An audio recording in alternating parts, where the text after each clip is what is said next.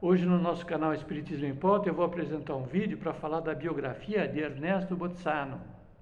Ernesto Bozano, espírita. Eu me lembro, aliás, que na minha infância e adolescência, as obras de Ernesto Bozano, Leon Denis, Gabriel Delany, William Crook, Camille Flammarion, Alexandre Aksakov, dentre outras obras espiritualistas, não espíritas, abundavam entre os livros de estudo dos meus pais. E por isso eu me lembrei de Bozano e fiz o presente vídeo. Naturalmente, o material biográfico eu colhi na internet, lá na Folha Espírita, na FEBNET, que é da Federação Espírita Brasileira, e também no site oconsolador.com.br. Bozano, ele nasceu em 9 de janeiro de 1862, era um aquariano, nasceu em Gênova, na Itália, uma família espírita muito abastada. Veja só, a família dele era espírita.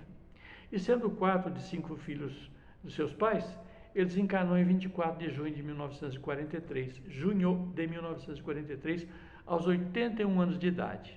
Foi professor na Universidade de Turim e foi, antes de se converter ao espiritismo, um sujeito materialista, cético, positivista. E sua primeira abordagem no estudo do espiritismo foi a da negação do fenômeno. O estudo pormenorizado, porém, no curso do tempo, levou-o a tornar-se mais tarde um dos seus mais importantes escritores e desencarnou como o último dos grandes cientistas espíritas europeus. Ele nasceu numa época em que o positivismo empolgava muitas consciências e Bozano demonstrava-lhe nítida inclinação. Dos postulados positivistas, ele gravitou para uma forma intransigente de materialismo, o que o levou a proclamar mais tarde a seguinte frase. Eu vou ler, porque essa aqui eu tenho escrita aqui, está bem pertinho aqui, ó. Fui um positivista materialista a tal ponto convencido que me parecia impossível pudessem existir pessoas cultas, dotadas normalmente de sentido comum, que pudessem crer na existência e sobrevivência da alma. O fato de representantes da ciência oficial, então, levarem a sério as possibilidades da transmissão do pensamento, por exemplo, entre pessoas que vivem em continentes diferentes, da aparição de fantasmas ou da existência de casas mal assombradas, por exemplo, isso escandalizava Bozano, deixava ele danado da vida, falou que isso é um absurdo, né? Como é que podem consciências tão cultas acreditarem nessa baboseira toda, né? Porém, em 1943, ano do seu desencarne, ele desencarnou em junho de 1943, ele escreveu ao seu amigo médico Dr. Humberto Torres, o seguinte, vou ler também.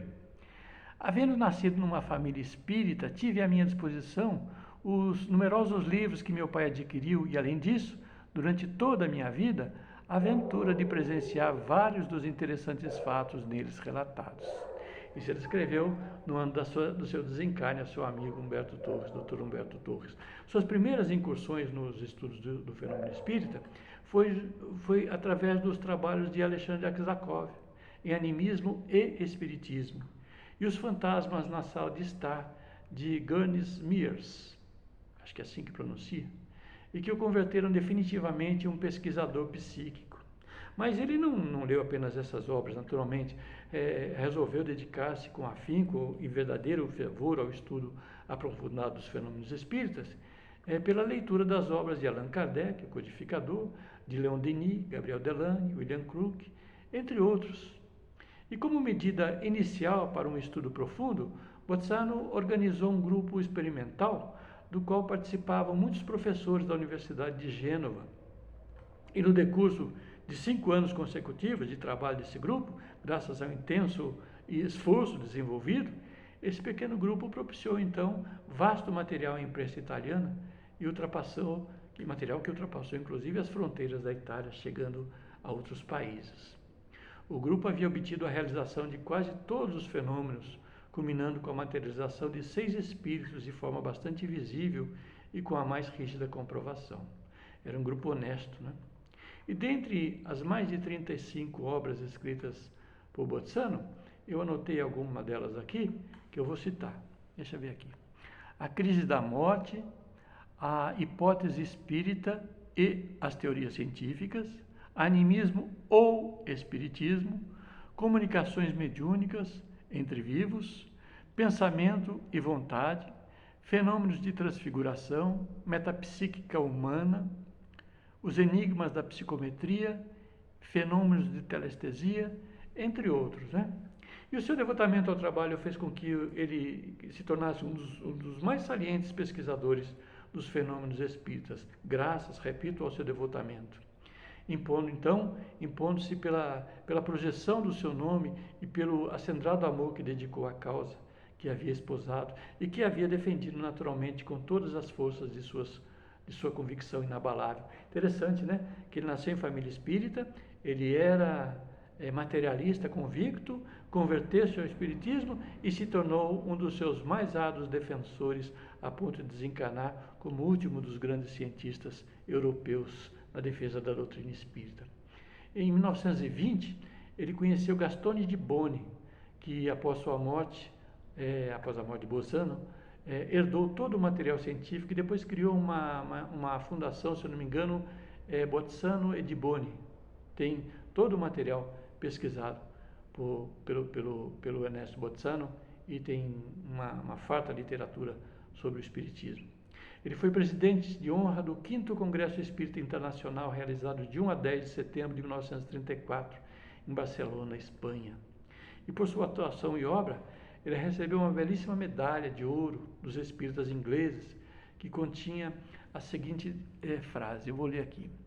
Ao grande mestre da alma, Ernesto Bolzano, que abriu novos horizontes novos à humanidade sofredora, não vou ler de novo, que abriu novos horizontes radiosos à humanidade sofredora de seus amigos e admiradores, os espíritas ingleses, né?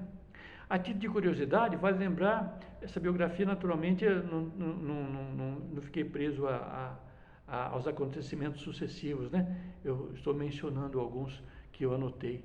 Então, a título de curiosidade, vale lembrar que um fato veio contribuir para robustecer mesmo a crença de Bolzano no espiritismo. Foi a desencarnação de sua mãe, ocorreu em julho de 1912 e serviu de ponte para a demonstração da sobrevivência da alma. Bolzano realizava nessa época sessões semanais com um reduzido grupo de espíritas participantes e dentre eles tinha uma médium famosa na época. Então, realizando justamente na data do falecimento da sua mãe uma sessão espírita na sua casa, a médium escreveu umas palavras num pedaço de papel, as quais, depois de lidas por Bolzano, o deixara assombrado.